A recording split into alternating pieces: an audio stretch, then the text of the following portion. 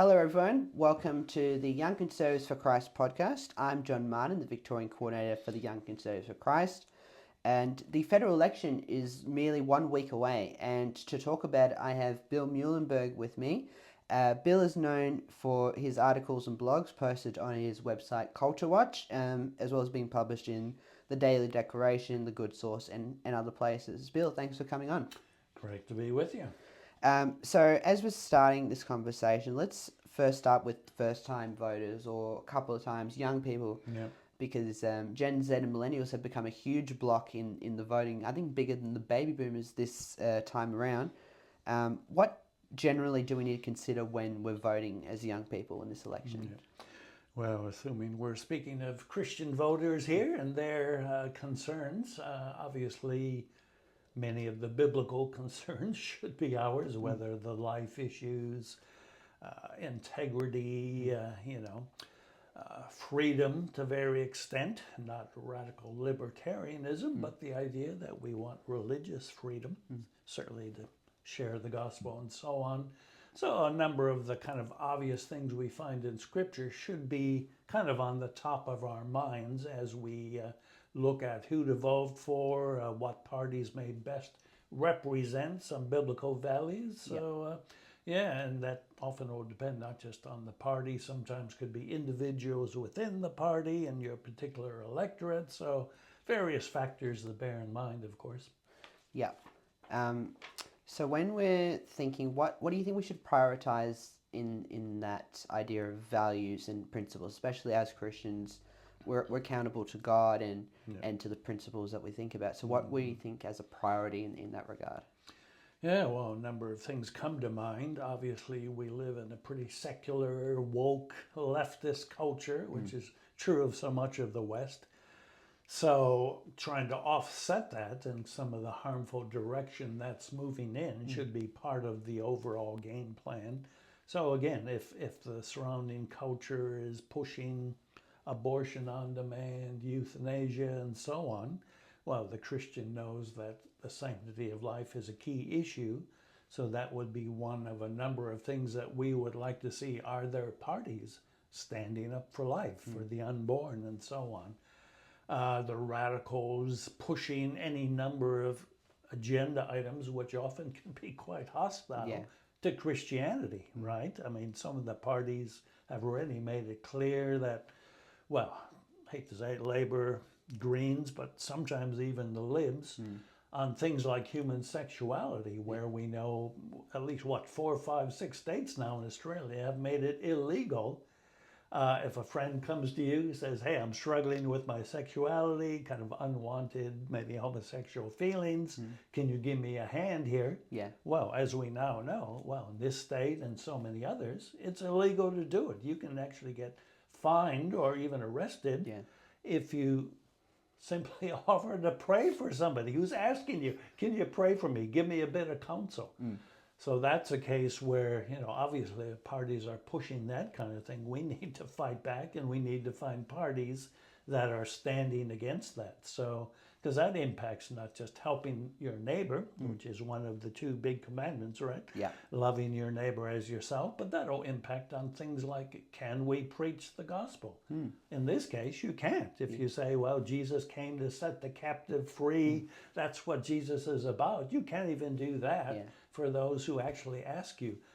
So it's those sorts of issues we need to be aware of, how fast the secular culture is encroaching upon our faith, making it harder for us to simply be Christians, certainly in the public square, but more and more even in the privacy of your own home, right? Again, if your friend comes to your house, asks for that help, and if, well, maybe he's pretending and he's going to report you either way, that is now in many states illegal. So we have to think in the bigger picture right now.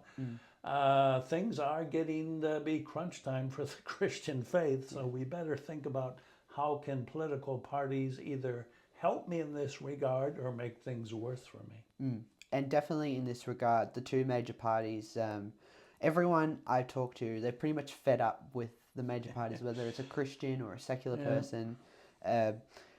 like a lot of objections to them are there's no long-term policy. They're very similar. Like Liberals have been described as Labor light, often both federally and state-wise.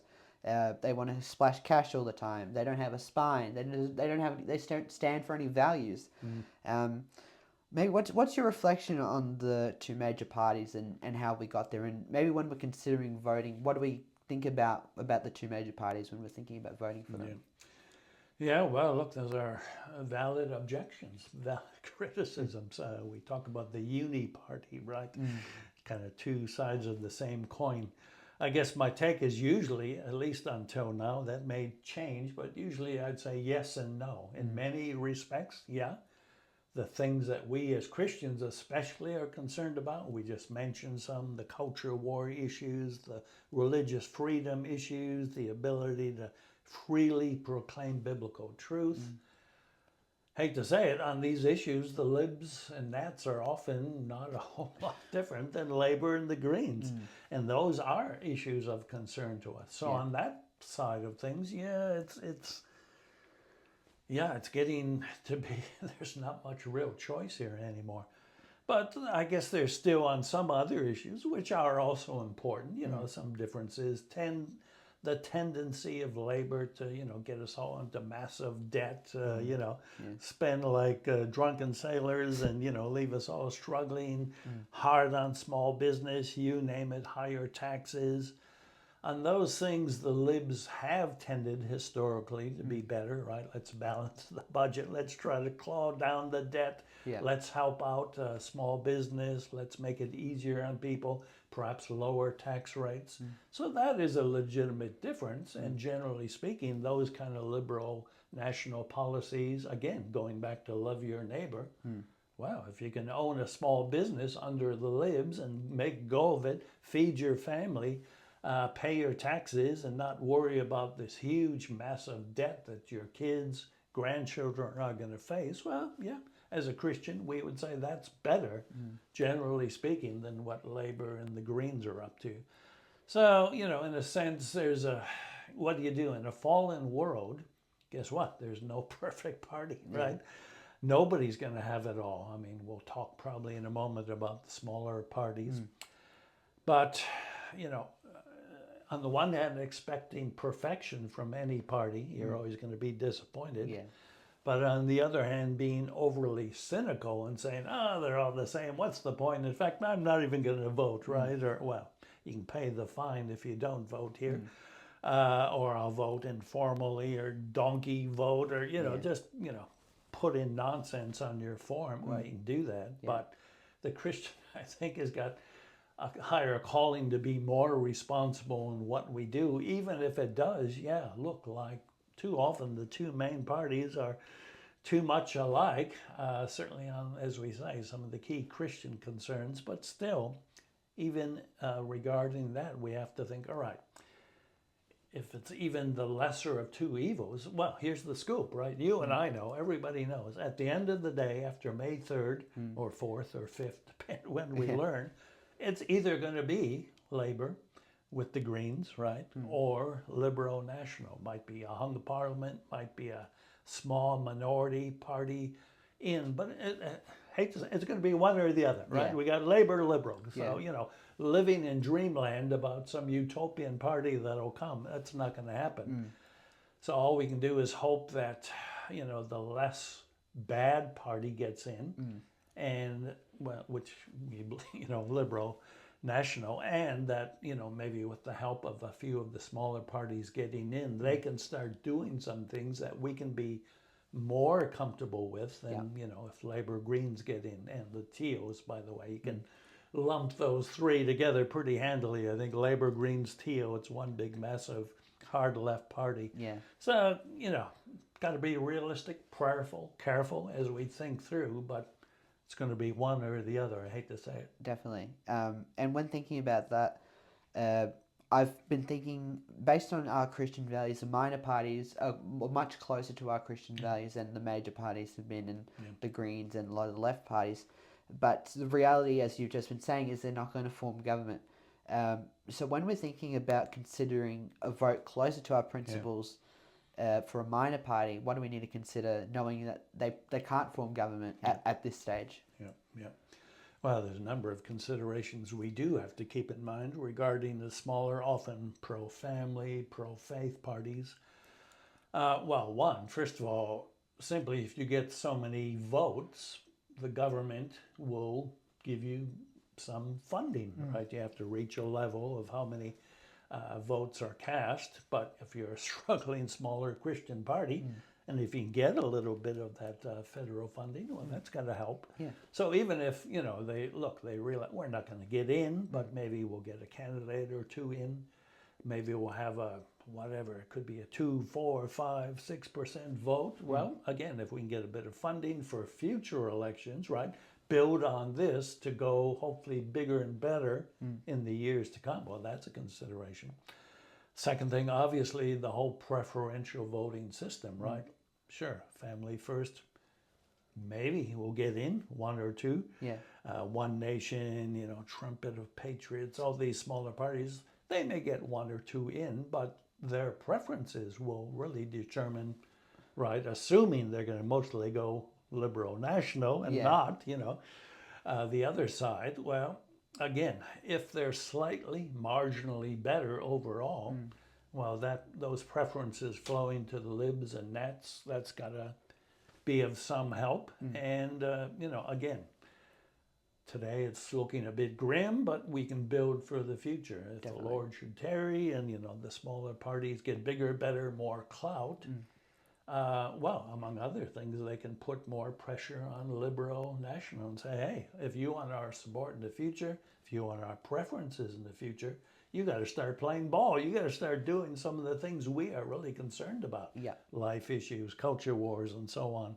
So that's part of the game we have to play. It's less than ideal, but hey, at least we have the freedom, democratic right to vote and to try to influence things. So it's, again, not ideal. We won't bring the kingdom to earth, whoever we get in, but we can have some better outcomes than others. That's right.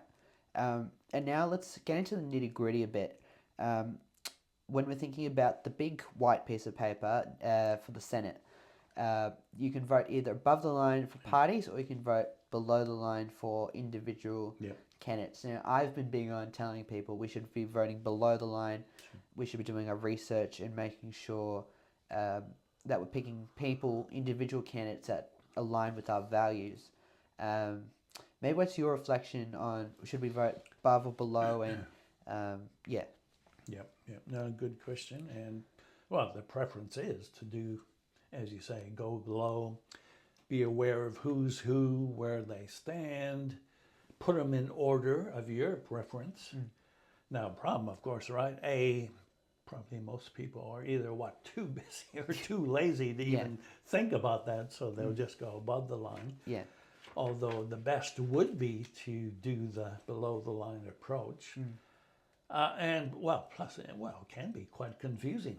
You might have a zillion names there, right? You don't even know 2 or 3 of them, and here's dozens of people running.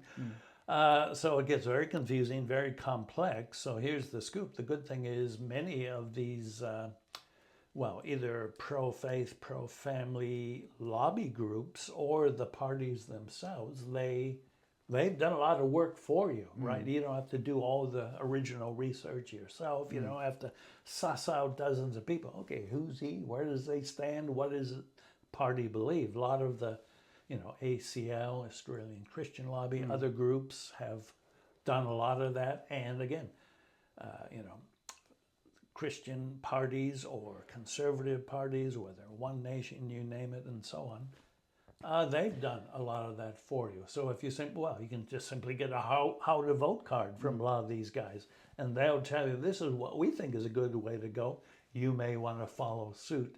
So at the very least, looking at what others have done in this regard, what some of their recommendations are, you might differ with some. In fact, there's been, if you follow this much, there's been some critique of some of the smaller pro-family, pro-faith parties that, hey, that's kind of a dodgy, why did you, put this guy ahead of that guy or this party, So there's issues there as well, but still, we can get at least some general guidance from what's already been done in this respect, and hopefully, it'll be better than just, closing your eyes, and that's not quite the way to go. Yeah, definitely.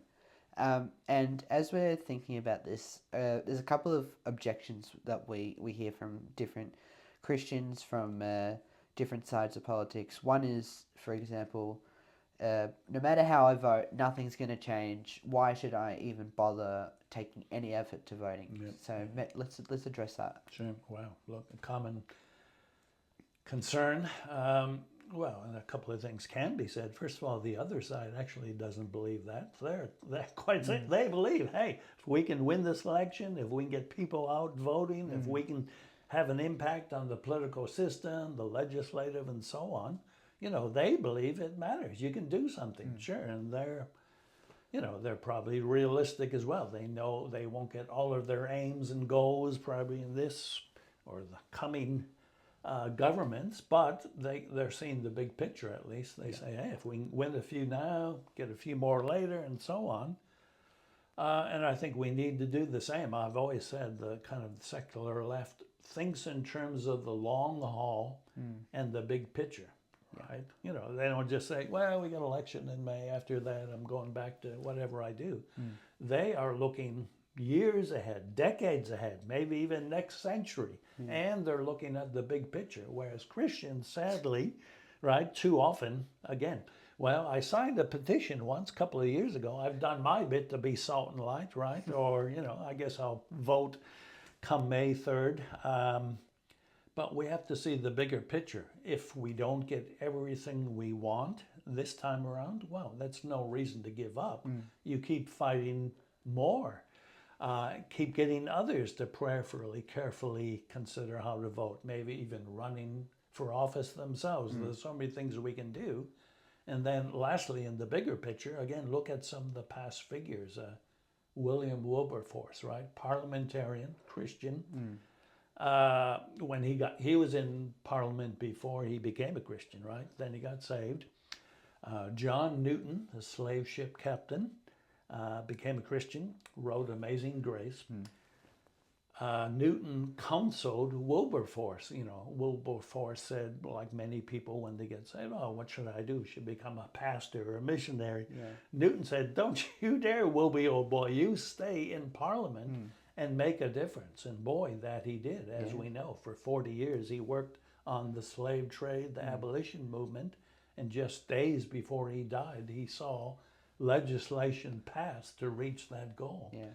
So again, people could have told him, oh, what's the point? All the parties are the same. What we vote doesn't mean beans. Well, sometimes it makes a massive difference. And by God's grace, we can see it again, even in a pretty secular country like Australia. Definitely. And one last objection that Christians will throw at you is, why are you focused on politics? You should focus on evangelism. We should be doing more prayer and Bible reading and talking about revival for Australia, which we definitely agree is very important. But why should we consider politics among those spiritual? Well, a couple of things again. One, they say this as a either or, right? Either we evangelize, pray, seek revival, or we do politics. Why not both and? Why? Where in the Bible does it say you have to do one or the other? You can't do both. And again, we just mentioned Wilberforce, right? Was that a classic example of both? They prayed like mad. They shared the gospel. They evangelized. But they also were up to their ears in politics, in getting legislation passed. They saw no contradiction between doing both. So, and they had a huge victory in the abolition movement and, well, so many other areas. Wilberforce, by the way, was involved in almost 70 different voluntary societies. Wow. Helping, well, could be anything. Children, education, helping improve conditions in prison, women. Some of you guys watching have pets, a dog or a cat. Guess who helped to start the RSPCA? That was one of Wilberforce's many works that he did Wow. when he was active back then. So this shows we can have a difference. Sure, we pray like mad, but we work like mad. Again, well, and by the way, it's the same. It's not hard to see, right? If you say, oh, Lord, I want everybody to get saved, and I'm really praying that everybody gets saved, well, the obvious question you have to ask yourself, by the way, am I doing it? Am I sharing the gospel? Am I actually telling anybody? Yeah. If you just pray that your neighbor gets saved and you never tell them the gospel, Yeah. how far is your prayer going to go? Sure, if you just tell your neighbor the gospel but never pray, right? You need both. You got to do both in things like evangelism. We got to do both in things like being salt and light. Righteousness exalts a nation. Yep. So that includes not just praying and evangelizing, but working to see real evil in the political legislative realm at least curtailed or slowed down a bit. Right? Even Jeremiah, pray for the good of the city that you find yourself in, right? Pagan city. Daniel and his buddies, they didn't just pray, they did that, but they had an impact on Babylon where they are living as captives. Yeah. So consider Melbourne or Sydney or Brisbane as your kind of modern day Babylonian captivity. Just not just pray for the city, but seek to have an impact for its good. Definitely. And as we close, maybe just maybe what's your encouragement to Christians and young Christians especially that are going to be voting in this federal election? Well, we have to do it because that's part of our obligation. We're called to be, as we said, salt and light. We're called to be good citizens. The lordship of Christ should extend to every aspect of life, right? Not just your spiritual, not just what you do an hour a week on Sunday morning, not just in your private prayer closet. Guess what? Your faith should have an impact on politics, economics, culture, society, you name it, the arts. We should be having a life that's having an impact in whatever area you happen to be in. You might be a school teacher, you might be a doctor, you might be a journalist, you might be a politician.